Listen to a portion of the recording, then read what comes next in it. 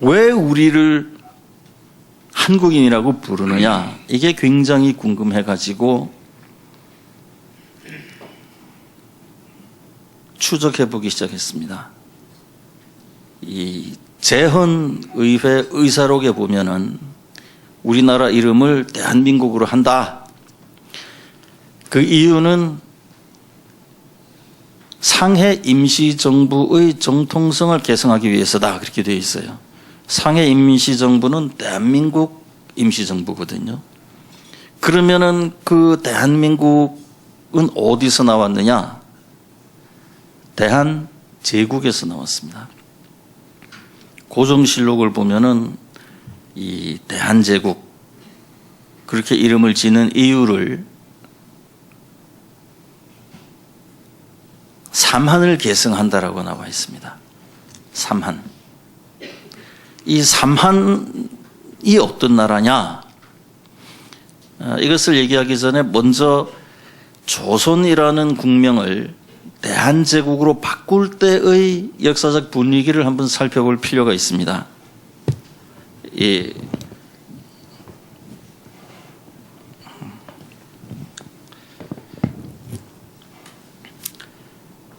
그 당시 우리나라만 왕이었거든요. 청나라도 황제, 일본도 황제, 영국도 황제, 다 황제인데 우리나라만 왕이었기 때문에, 그리고 그런 나라들에 의해서 마구 수탈을 당하고 있었기 때문에 분위기를 바꾸자. 우리도 왕이 아니라 황제로 칭하자. 그리고 국명도 바꾸자. 조선 너무 약하다. 더 큰 걸로 바꾸자. 그래서 등장한 것이 대한입니다. 조선에서 대한으로 바꾼 거죠. 왕, 조그만 왕을 황제로 바꾸고 조선을 한으로 바꾼 겁니다. 조선은 국경선이 압록강까지 있는 거죠. 근데 한이라는 나라는 그러면 조선보다 상당히 커야 논리에 맞는데, 우리가 알고 있는 한이라는 것은 삼한이라고 우리가 알고 있죠. 삼한이라는 것은 과거 신라, 가야, 백제 이전에 있던 남부지방의 아주 조그만 시족들이에요. 그리고 마한 진한 변환에 흡수되어 버린, 아니죠, 신라, 가야, 백제에 흡수되어 버린 삼한, 마한 진한 변환, 그것이 삼한입니다. 그러면은 굉장히 이상하다는 생각이 나요. 이게 왜 이 남부지방의 조그만 그런 시족 마한 진한 변환을 이 압록강까지 국경이 되어 있는 조선보다도 훨씬 작은 걸 왕도 황제로 바꾸고 나라도 좀 크게 보이자 하면서 이 조그만 삼한을 갖다 썼을까? 논리적으로 생각해 보면은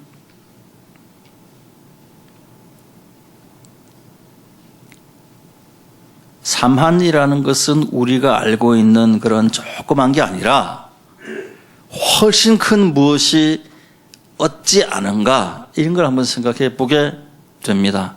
그러나 어쨌든 간에 이 삼한이 되었던 뭐가 되었던 그 한이라는 글자의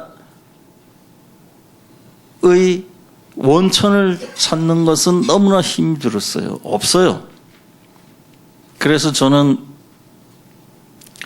이 세상에 맨 처음 한이라는 글자가 등장한 기록을 한번 찾아보자. 그것이 가장 좋은 방법일 것 같았거든요. 그 전에 우선 이 한이라는 거를 성으로 쓰는 사람들이 있죠. 한씨들이 있죠. 한씨들한테도 내가 한번 물어봤어요. 자기네 성을 쓰니까 뭐 특별한 걸 좀 알고 있지 않을까. 한씨 성을 우리가 나라한이라 그럽니다. 나라한. 어느 나라냐 하고 물어보니까 처음에 나라 한 그랬을 때는 귀가 번쩍 열렸죠. 어느 나라냐 하고 물어보니까 춘추 전국시대에, 중국의 춘추 전국시대에 이 전국시대에 전국 칠웅이라는 나라들이 있습니다. 그 중에 하나가 우리 대한민국하고 같은 한자를 쓰는 한 나라가 있어요. 그 나라다 하고 얘기하는 겁니다. 중국의 나라죠. 그래서 그 중국의 한 나라하고 우리 대한민국하고는 아무리 뜯어봐도 연관 관계가 없어요. 그래서 한씨들을 통해서 한의 뿌리를 아는 것도 한계에 부닥쳤고, 처음에 생각했던 대로 한이라는 글자가 등장하는 맨 처음의 기록을 마구 찾기 시작했습니다. 찾았어요. 어디서 찾았느냐 하면은 너무나 놀라웠게도 시경에서 찾았습니다. 시경. 중국의 사서삼경, 사서하면 논어명사 중용대학이죠. 시경하면은 시경서경 주역입니다. 그 중에 시경에 한이라는 글자가 나와요. 그게 역사상 맨 처음 기록된 한입니다. 조선이라는 명칭도 그래서 찾아봤는데요. 조선이라는 명칭은 기원전 3세기 무렵에 중국 문헌에 처음 등장합니다. 조선이라는 게 그때 있더군요. 이 한이라는 글자가 들어가 있는 그 시경, 이 시경은 어떤 책인가 하면은 중국 역사에서도 가장 최초에 만들어진 책이 시경입니다. 이미 공자가 아마 기원전 한 7세기 정도 사람인데, 공자가 자기 제자들에게 이 시경이야말로 책 중의 책이다, 늘 시경을 가까이 해라 하고 가르쳤으니까 공자보다도 훨씬 전에 있던 책이에요, 시경이. 구체적으로는 언젠가 하면은 기원전 10세기 무렵입니다. 기원전 10세기면 지금으로부터 3000년 전이죠. 그때 책, 중국 역사도 거의 시작할 때에 만들어진 책이 시경이에요. 시경에 한이라는 글자가 나옵니다. 한후라는 사람이 나와요. 한이라는 나라의 임금이다, 한후라는 사람이 나옵니다. 나는 그 한후라는 사람을 보고 엄청나게 가슴이 뛰었어요. 혹시 이 사람이 우리 대한민국하고 무슨 관계가 있지 않을까? 그래서 그 한후라는 사람을 가지고 이 많은 역사학자와 전문가들에게 또다시 물었습니다. 이게 한후라는 사람이 시경에 나오는데 이게 혹시 우리 한국하고 관계가 있지 않을까요? 그 많은 사람들이 이구동성으로 아니올시다, 이 한후는 춘추 전국 시대의 한나라의 임금이란 뜻입니다. 그래서 저는 크게 실망했죠. 이 사람들이 참 공부를 너무 안 하는구나. 춘추 전국 시대라는 건 언제입니까? 그게 전국 시대에 아까 그 한이라는 나라는 기원전 400년경에 만들어진 나라예요. 그러나 이 시경이라는 책은 기원전 10세기 그 사람들이 얘기하는 한보다도 600년 전에 만들어진 책이 시경이란 말이에요.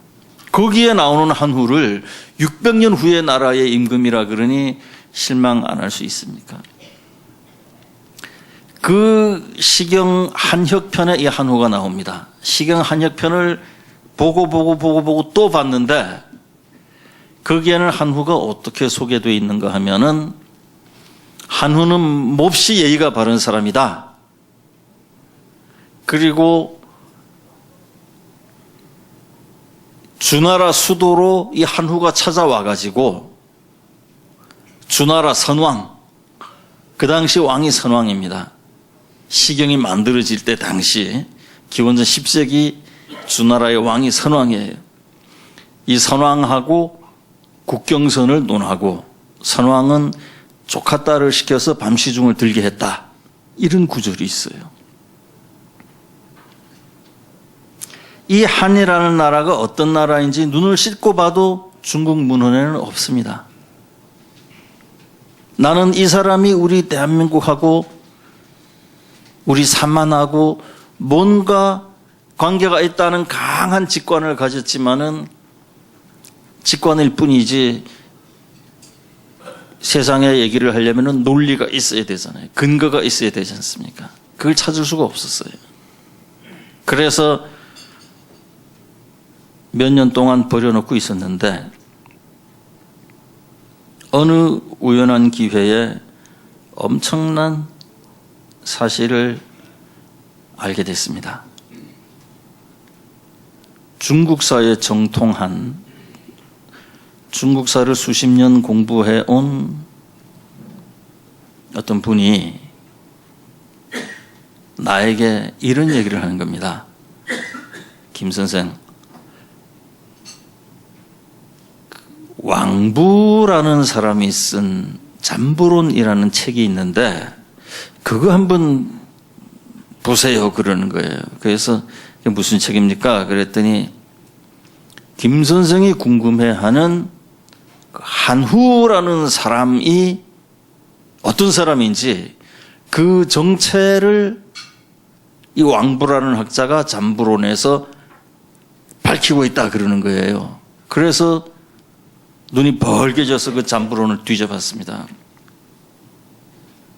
그 전에 이 왕부라는 사람에 대해서 잠깐 설명을 하자면 이 왕부는 중국 동한시대 사람인데 중국 동한시대라는 것은 지금으로부터 약 2000년 전입니다. 지금으로부터 2000년 전 사람인데 이 사람이 중국 역사상 가장 뛰어난 학자 중에 한 사람이에요. 그리고 그 사람이 쓴 잠부론이라는 책은 세계 명저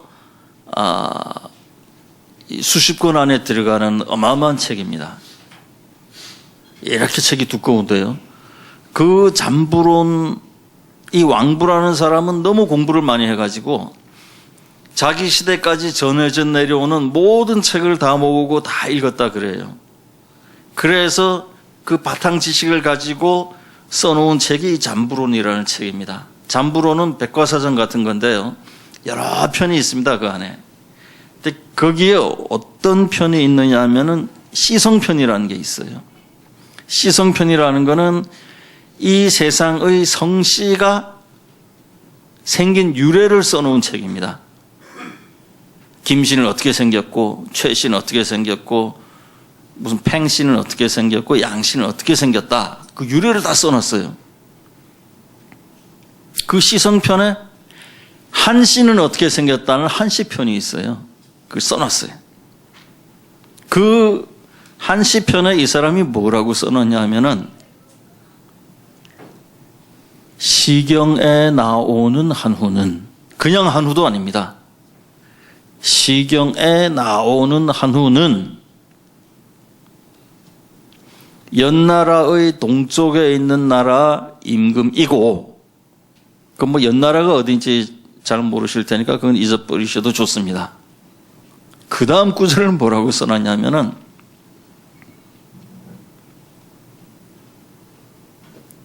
차츰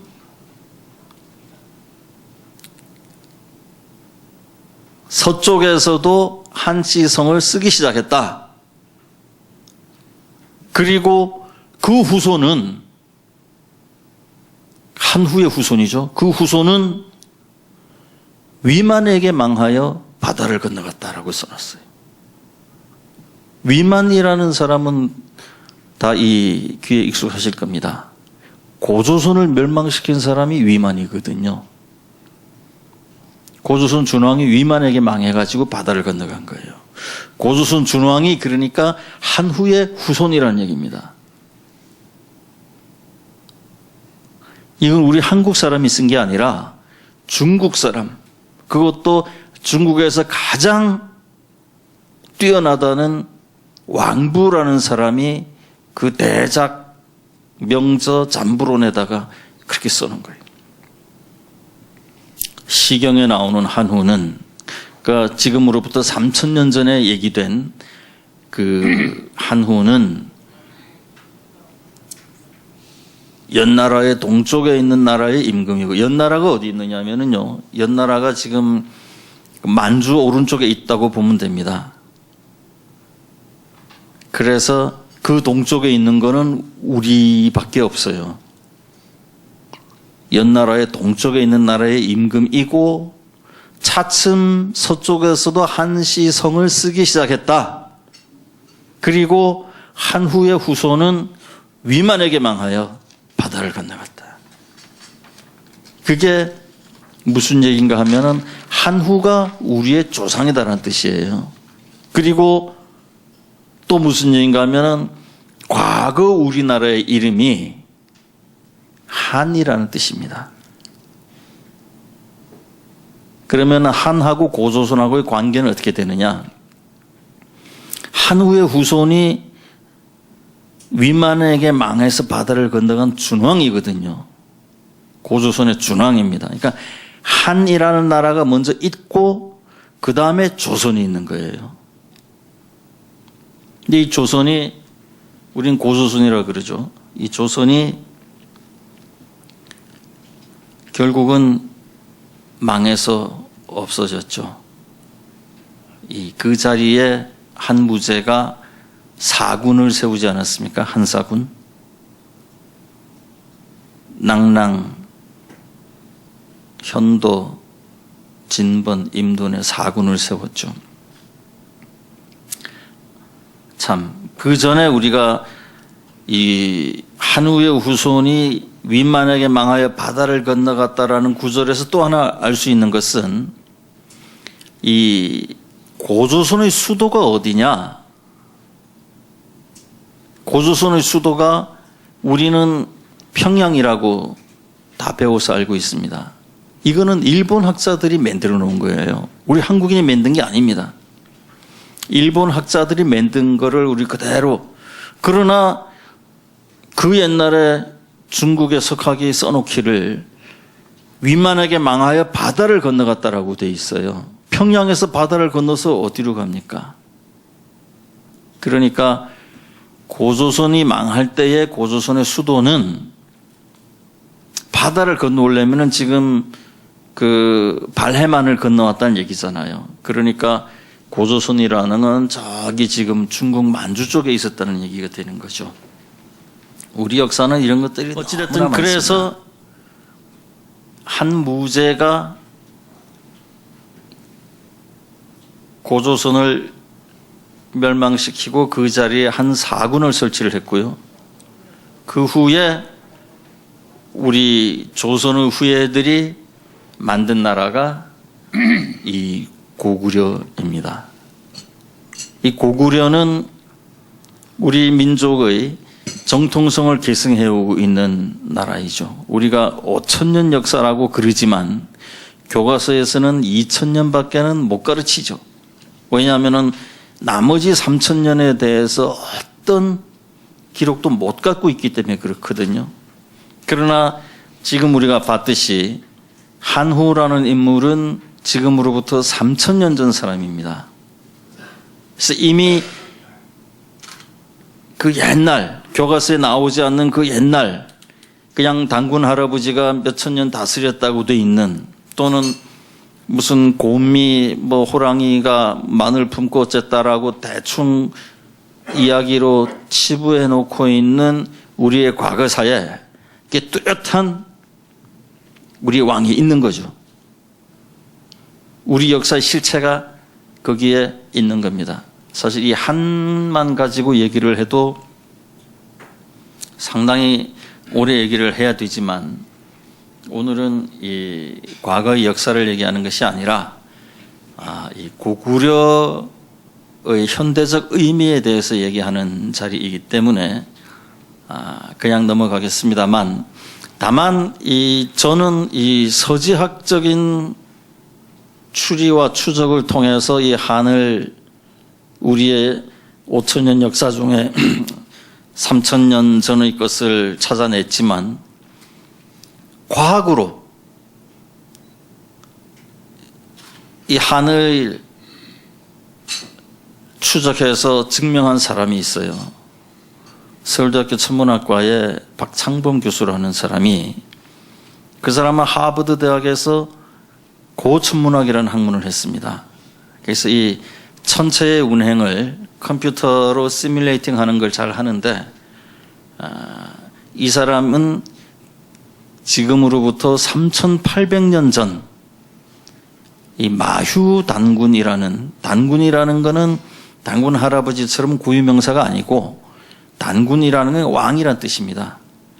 그래서 이 마휴 왕 때, 마휴 단군 때 있었던 자연현상을 컴퓨터로 그대로 재현해 nem으로써 과학으로서 잃어버린 우리 3,000년 역사를 밝혀냈습니다.